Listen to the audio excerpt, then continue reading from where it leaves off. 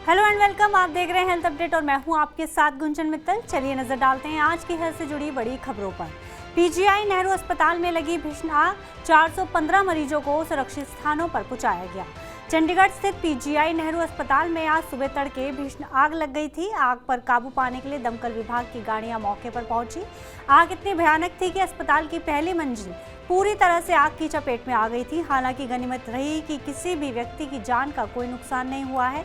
बताया जा रहा है कि कंप्यूटर रूम में रखी बैटरी की वजह से आग लगी है। आग लगते ही कर्मचारियों ने सभी मरीजों को बाहर निकाल लिया था। सिविल डिफेंस डिपार्टमेंट के संजीव कोहली ने कहा कि हमें सूचना मिली थी कि नेहरू बिल्डिंग की पहली मंजिल में आग लगी है, जिसके बाद हमने सबसे पहले आईसीयू को खाली कराया।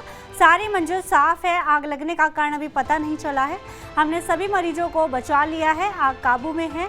वहीं पीजीआई के निदेशक डॉक्टर विवेक लाल का कहना है कि आग कंप्यूटर रूम के यूपीएस सिस्टम की बैटरी में लगी थी, जो काफी तेजी से पहली मंजिल पर पूरी तरह से फैल गई। लेकिन अस्पताल के सभी कर्मचारियों ने मिलकर आधे घंटे में करीब 415 मरीजों को सुरक्षित स्थानों पर पहुंचा दिया है। हादसे में एक भी मरीज के हताहत होने की कोई खबर नहीं है।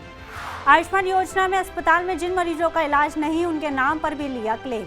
अगली खबर जमशेदपुर से है, जहां आयुष्मान योजना के तहत शहर के 8 बड़े निजी अस्पतालों ने गड़बड़ी कर अवैध रूप से राशि क्लेम कर ली है। 12 बेड के किडनी केयर अस्पताल में एक दिन में 52 मरीजों को एडमिट किया दिखाया गया है। ऐसे में मामले कई दूसरे अस्पतालों में भी सामने आए हैं। इन अस्पतालों ने जिन मरीजों का इलाज नहीं किया है, उनके नाम पर भी क्लेम ले लिया है। इसके तहत इन अस्पताल के संचालकों पर एफआईआर भी दर्ज हो सकती है।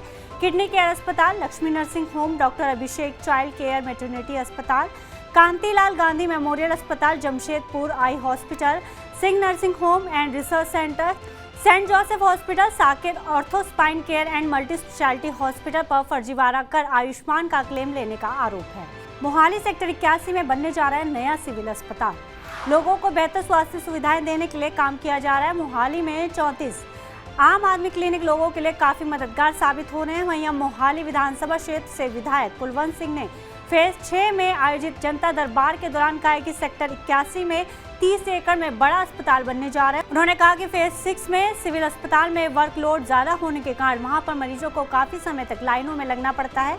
सेक्टर 81 में नया सिविल अस्पताल बनाया जा रहा है, जिसके बनने से फेज 6 सिविल अस्पताल का आधा वर्कलोड कम हो जाएगा और यहाँ पर आने वाले लोगों का काम भी जल्दी होगा और उन्हें लंबा इंतजार नहीं करना पड़ेगा। नागरिक अस्पताल में मशीनें खराब होने से नहीं हो पा रहे ऑपरेशन।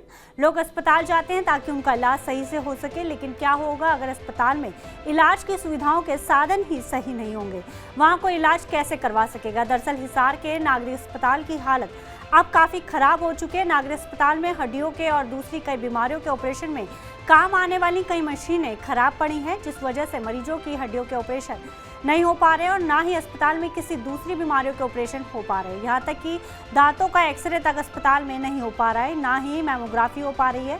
हड्डियों के ऑपरेशन में काम आने वाली CARM मशीन भी खराब हो चुकी है। वहीं इस मामले की सूचना कई बार चिकित्सक भी अधिकारियों को दे चुके हैं, लेकिन अधिकारी कभी बजट की डिमांड भेजने की बात कहते हैं तो कभी जल्द ही मशीनें ठीक करवाने का आश्वासन देते हैं, लेकिन मशीनें ठीक नहीं हो पाई हैं। वहीं हिसार के नागरिक अस्पताल के PMO डॉक्टर रत्ना भारती ने कहा है कि अस्पताल में मैमोग्राफी की मशीन कंडम हो चुकी है। नई मशीनें लाने के लिए उच्च अधिकारियों को लिखा है। जल्दी मशीन की सुविधा मरीजों को उपलब्ध करवाई जाएगी।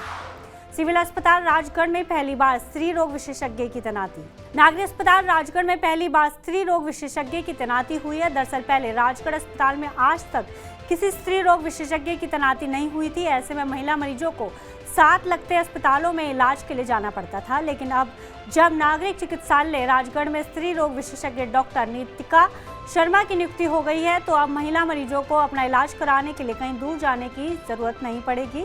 स्त्री रोग विशेषज्ञ तैनाती से उपमंडल राजगढ़ के साथ रेणुकाजी विधानसभा क्षेत्र के हरिपुरधार, नोराधार, संघधार और जिला शिमला के कुपवी व पुलबावल आदि क्षेत्रों के लोगों को स्पेशलिस्ट डॉक्टर की सुविधा मिल पाएगी। इससे न केवल लोगों का समय बचेगा, बल्कि सरकारी अस्पताल में निःशुल्क सेवा मिलने से भी आर्थिक लाभ मिलेगा।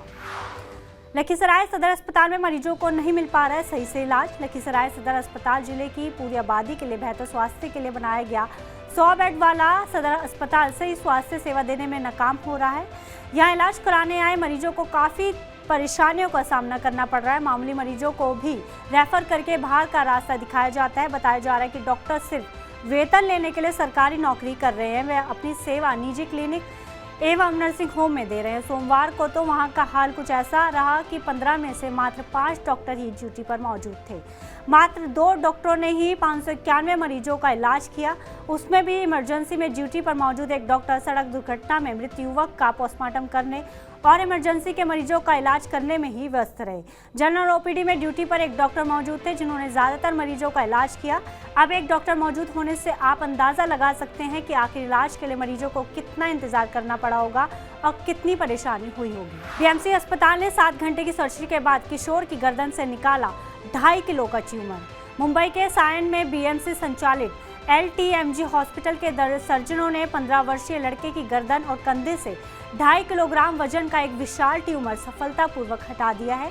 ट्यूमर ना तो घातक था और ना ही इससे लड़के को सांस लेने में कोई समस्या हुई।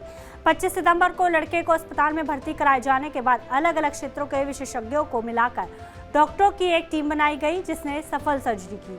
लड़के को जन्म से ही एक गांठ थी, ये धीरे धीरे बढ़ रही थी और इससे उसे कोई परेशानी नहीं हो रही थी। जब उसे भर्ती कराया गया तब ट्यूमर 22 सेंटीमीटर और 30 सेंटीमीटर बड़ा हो गया था। इसका MRI स्कैन से पता चला। करीब 7 घंटे तक चली बेहद जटिल सर्जरी के बाद लड़के की गर्दन से ट्यूमर निकाला गया।